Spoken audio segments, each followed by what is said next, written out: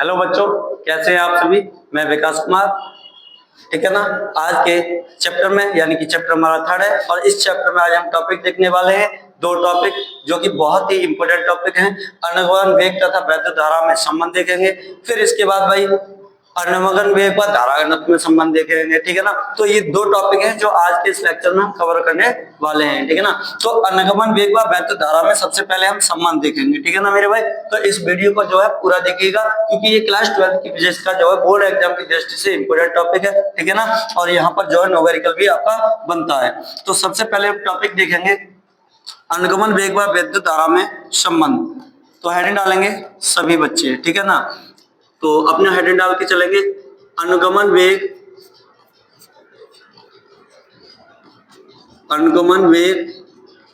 व वैद्युत धारा में संबंध। वैद्युत धारा में संबंध।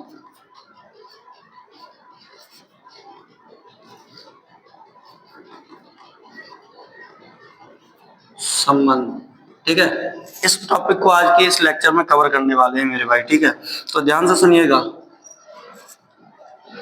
ध्यान से सुनिएगा। जैसे मान लीजिए मेरे भाई ये मेरे पास कोई चालक है, ये क्या मेरे पास कोई चालक है, ठीक है। और इसमें ये क्या है मेरे भाई इलेक्ट्रॉन, ये क्या है इलेक्ट्रॉन,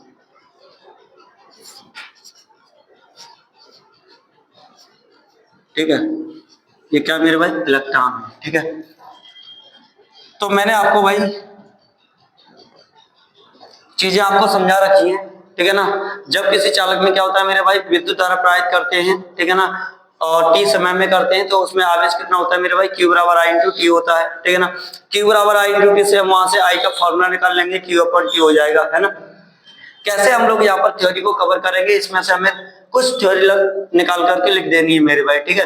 मान लेंगे भाई माना एक चालक तार है, माना एक चालक तार है, ठीक है। कैसे करेंगे भाई ध्यान से सुनना। माना एक चालक तार है,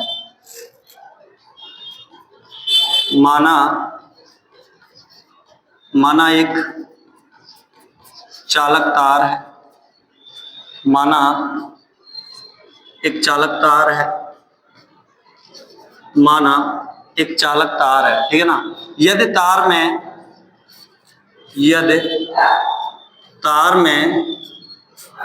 30 सेकंड में Q आवेश प्रवाहित हो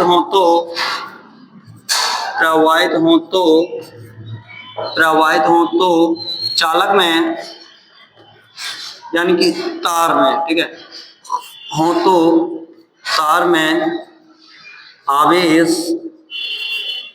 आवेश कितना होगा मेरे भाई Q बराबर I इंटू टी होगा मेरे पास, ठीक है ना भाई।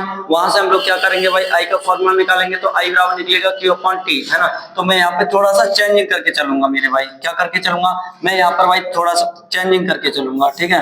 तो यदि तार में 30 सेकंड में मेरे भाई क्या है 30 सेकंड में अगर Q कूलम आवेश प्रवाहित हो रहा है तो तार में उत्पन्न विद्युत धारा कितनी होगी, ठीक है। उत्पन्न विद्युत धारा कितनी होगी, तो तार में उत्पन्न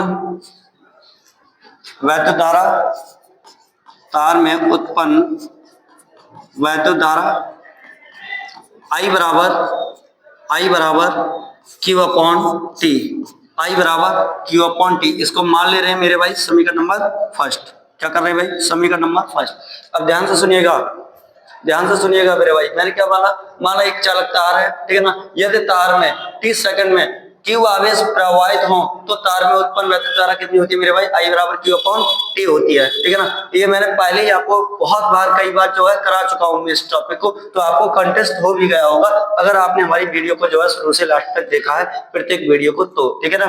अब मेरे भाई क्या करेंगे, अब मान लेंगे माना एक अनुप्रस्थ तार का कोई क्या है, एक अनुप्रस्थ काट का कोई एक तार है जिसका क्षेत्रफल कितना है मेरे भाई A है, और तार के प्रति एकांक आयतन में मुक्त इलेक्ट्रॉनों की संख्या कितनी मानेंगे मेरे भाई N मान के चलेंगे, ठीक है ना।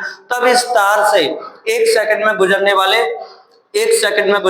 इलेक्ट्रॉनों की संख्या निकालेंगे मेरे भाई। तो कितनी निकल के आएगी, तो मान लेंगे हम लोग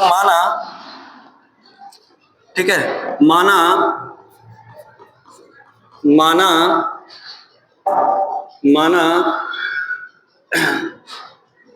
माना ए अनुप्रस्थ काट के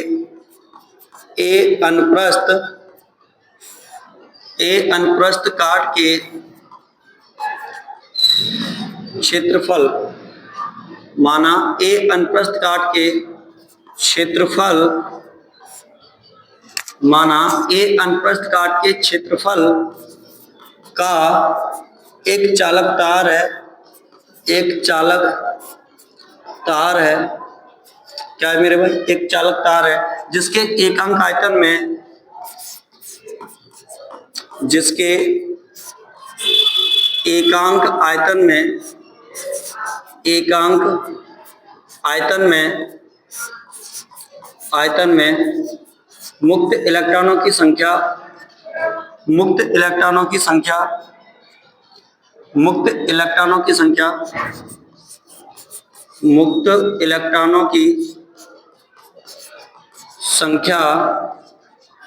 मुक्त इलेक्ट्रॉनों की संख्या n है। कितनी है मेरे भाई, n है, ठीक है ना। मैंने मान लिया भाई, माना है कि ए अनुप्रस्थ काट के क्षेत्रफल का एक क्या है भाई, चालक तार है जिसके एकांक आयतन में क्या है मेरे भाई, एकांक आयतन में मुक्त इलेक्ट्रॉनों की संख्या कितनी मानी है मैंने भाई, n मानी है ना।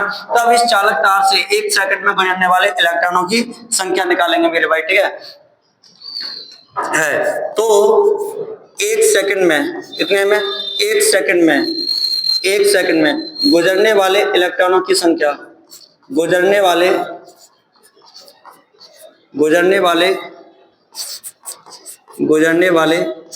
इलेक्ट्रॉनों की संख्या, 1 सेकंड में गुजरने वाले इलेक्ट्रॉनों की संख्या,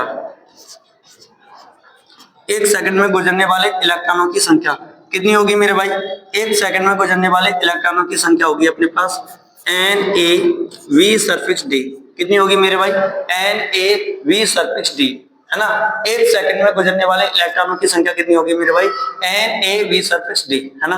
अगर मैं आपसे बोलूं मेरे भाई 30 सेकंड में गुजरने वाले इलेक्ट्रॉनों की संख्या, तो भाई 30 सेकंड में गुजरने वाले इलेक्ट्रॉनों की संख्या कितनी होगी, तो इसमें हमें T से क्या कर देना मेरे भाई, मल्टीप्लाई कर देना है। क्या करना है मेरे भाई, मल्टीप्लाई कर देना है, ठीक है। 30 सेकंड में गुजरने वाले इलेक्ट्रॉनों की संख्या कितनी होगी मेरे भाई, ठीक है। तो 30 सेकंड में क्या लिखेंगे भाई, 30 सेकंड में गुजरने वाले, 30 सेकंड में गुजरने वाले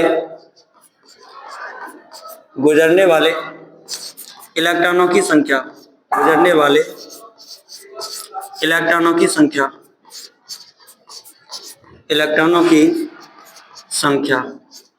30 सेकंड में गुजरने वाले इलेक्ट्रॉनों की संख्या कितनी होगी मेरे भाई, इसमें T से क्या कर देंगे भाई, multiply, NaV suffix D into में कितना हो जाएगा मेरे भाई, T, इंटू में कितना हो जाएगा मेरे भाई, T, है ना। अब मैं आपसे बोलूं भाई, कि यदि T समय में चालक के तार से, ठीक है ना, कितने समय में मेरे भाई, T समय में चालक के तार से, ठीक है ना, प्रवाहित होने वाले आवेश की मात्रा कितनी होगी मेरे भाई, तो Q बराबर Ne होगा। कितना होगा मेरे भाई, Q बराबर Ne। कई बार मैंने ये फॉर्मूला भी कराया है, ठीक है ना। तो T समय में अब क्या है मेरे भाई, अतः T समय में तार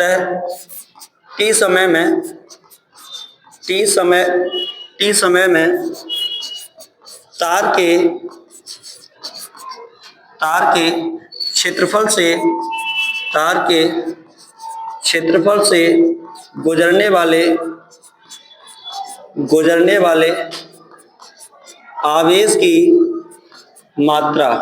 गुजरने वाले आवेश की मात्रा कितनी होगी मेरे भाई, T समय में,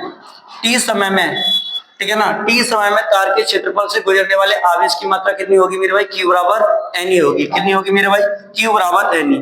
कितना होगा मेरे भाई, Q बराबर Ne, है ना। अब N क्या है यहाँ पर मेरे भाई, इलेक्ट्रॉनों की संख्या। हम लोग इलेक्ट्रॉनों की संख्या कितनी निकाल के लाए भाई, NaVd।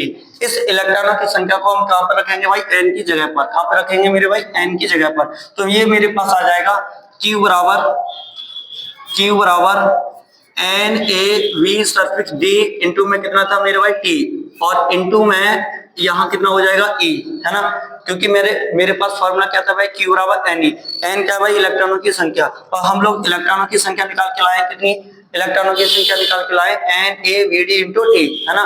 तो हमने क्या कर दिया भाई, n के स्थान पे यहाँ पे पुटअप कर दिया। अब ये अपने पास कितना बन गया, Q बराबर NaVd इंटू टी, और इंटू में कितना है मेरे भाई E, है ना।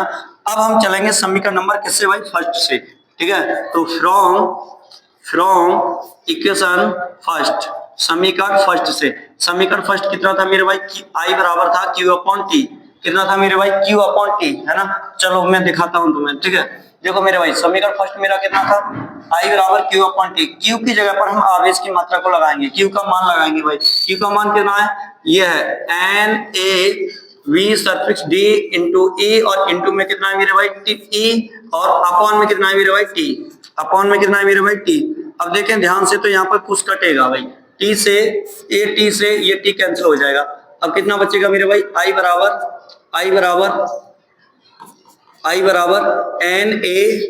NaV सरफेस D इंटू में कितना है मेरे भाई E, है ना। अगर आप चाहें तो यहाँ से अनुगमन वेग का फॉर्मूला भी निकाल सकते हैं।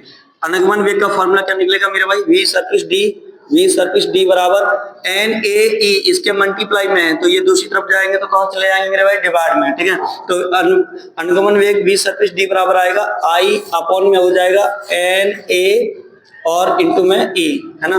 तो यही होता है मेरे भाई अनुगमन वेग व वैद्युत धारा में संबंध, अनुगमन वेग व वैद्युत धारा में संबंध, ठीक है ना। ये चीज आई, ठीक है ना। कितनी आई भाई, V सरफेस D बराबर I अपॉन NaE, ठीक है ना। ये क्या है भाई, अनुगमन वेग व वैद्युत धारा में संबंध निकल के आ गया। आप चाहें तो इस फॉर्मूले को यहाँ पे भी छोड़ सकते हैं, ठीक है। ये इतनी बात समझ में आई, आप बोलोगे गुरुजी बिल्कुल बात समझ में आई, है ना। अब हम इसके बाद टॉपिक लेके चलेंगे अनुगमन वेग व धारा घनत्व में संबंध।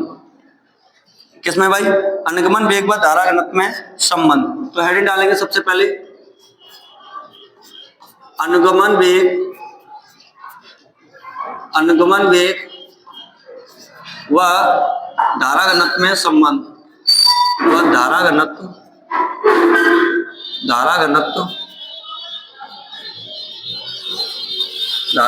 में संबंध, अनुगमन वेग व धारा घनत्व में संबंध, ठीक है।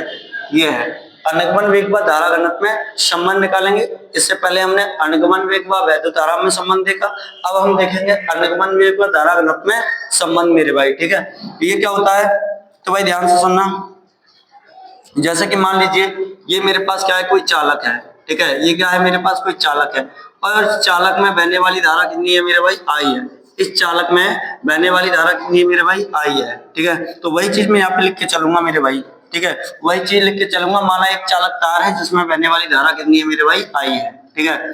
तो वही चीज लिख के चलूंगा मैं यहाँ, माना एक चालक तार है, माना एक चालक तार है, ठीक है। माना एक चालक तार है जिसमें बहने वाली धारा, जिसमें बहने वाली धारा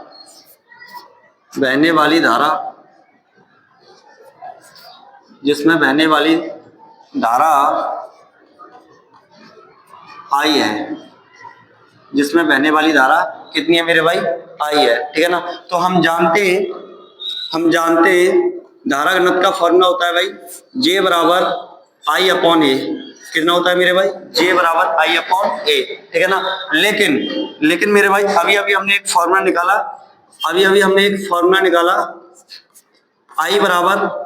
I बराबर NaV सरफेस D इंटू में कितना है मेरे भाई, E। यही निकाला था ना, NaV सरफेस D इंटू में E। चलो मैं दिखाता हूं तुम्हें, ठीक है।